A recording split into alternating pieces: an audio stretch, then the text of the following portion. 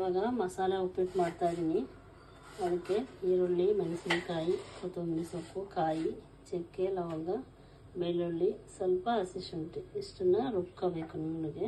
ಇವಾಗ ಮಿಕ್ಸಿಗೆ ಹಾಕಿದ್ದೀನಿ. ಸ್ವಲ್ಪ ನೀರು ಹಾಕಿ ನುಣ್ಣಗೆ ರುಬ್ಕೊಳ್ಳಿ. ನೋಡಿ ಇವಾಗ ರೆಡಿ ಆಗಿದೆ ಮಸಾಲೆ.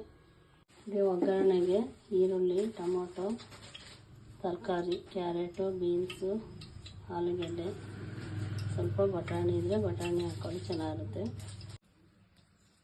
ಸಾಸಿವೆ ಹಾಕ್ಕೊಳ್ಳಿ.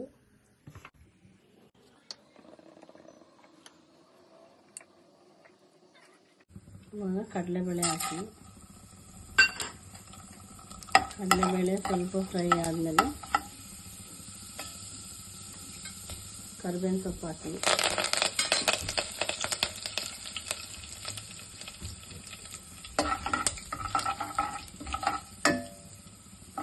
ಕಡಲೆಕಾಳು ಸ್ವಲ್ಪ ಫ್ರೈ ಆದಮೇಲೆ ಈರುಳ್ಳಿ ಹಾಕಿ.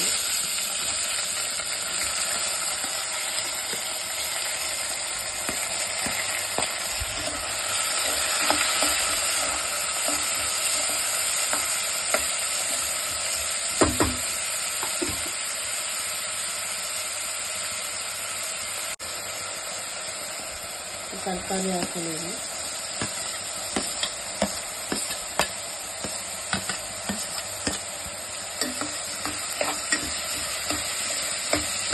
ತರಕಾರಿ ಚೆನ್ನಾಗಿ ಬೆಂದಮೇಲೆ ತರಕಾರಿ ಚೆನ್ನಾಗಿ ಬೇಯಬೇಕಿದೆ.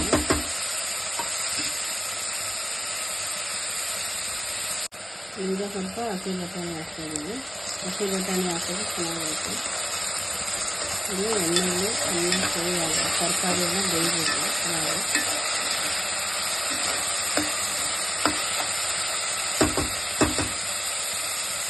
ಇವಾಗ ಈ ಮಸಾಲೆ ರುಬ್ಕೊಂಡಿದ್ಮೇಲೆ ಅದನ್ನು ಹಾಕ್ತಾಯಿದ್ದೀನಿ. ಸ್ವಲ್ಪ ಅರಿಶಿನ ಹಾಕಿ.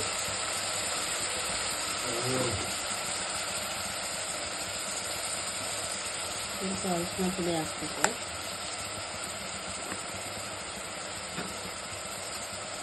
ಚೆನ್ನಾಗಿ ಮಿಕ್ಸ್ ಮಾಡಿ. ಉಪ್ಪು ಎಷ್ಟು ಚೆನ್ನಾಗಿರುತ್ತೆ ಅಂದರೆ ಸೂಪರಾಗಿರುತ್ತೆ. ಈಗ ರುಚಿಗೆ ತಕ್ಕಷ್ಟು ಉಪ್ಪು ಹಾಕಿ. ಉಪ್ಪು ನೋಡ್ಕೊಂಡು ಉಪ್ಪು ಹಾಕಿ. ಟೊಮೊಟೊ ಹಣ್ಣು ಹಾಕಿ. ಎಲ್ಲ ಎಷ್ಟು ಚೆನ್ನಾಗಿ ಕಾಣ್ತಾ ಇದೆ ಉಪ್ಪಿಟ್ಟು.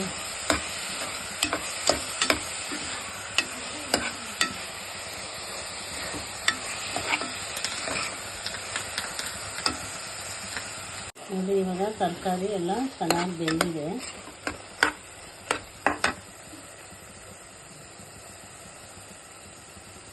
ಈಗ ನಾವು 1 ಲೋಟ ರವೆ ತಗೊಂಡಿದ್ದೀವಿ. 2 ಲೋಟ ನೀರು ಹಾಕ್ಕೊಳ್ಳಿ.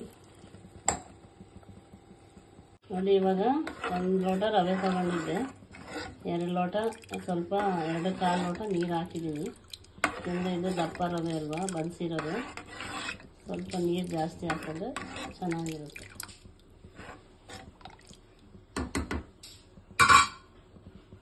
ನೋಡಿ ಇವಾಗ ನೀರು ಮಳ್ತಾ ಇದೆ. ಎಲ್ಲ ಚೆನ್ನಾಗಿ ಬೆಂದಿದೆ ತರಕಾರಿ ಎಲ್ಲ. ಇವಾಗ ರವೆ ಹಾಕಿ. ರವೆ ಹಾಕಿಬಿಟ್ಟು ಹುರಿಯಾಗಿ. ನನಗೆ ಎಷ್ಟು ಚೆನ್ನಾಗಿ ಕಾಣ್ತದೆ. ಕಲರ್ಫುಲ್ಲಾಗಿ ಮಸಾಲೆ ಉಪ್ಪಿಟ್ಟು ಸೂಪರಾಗಿರುತ್ತೆ.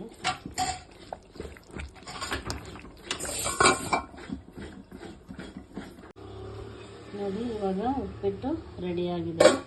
ಇಷ್ಟು ಚೆನ್ನಾಗಿ ಕಾಣ್ತಾ ಇದೆ ನೋಡಿ. ಸ್ವಲ್ಪ ಕಾಯಿ ತುರಿ ಹಾಕಿ.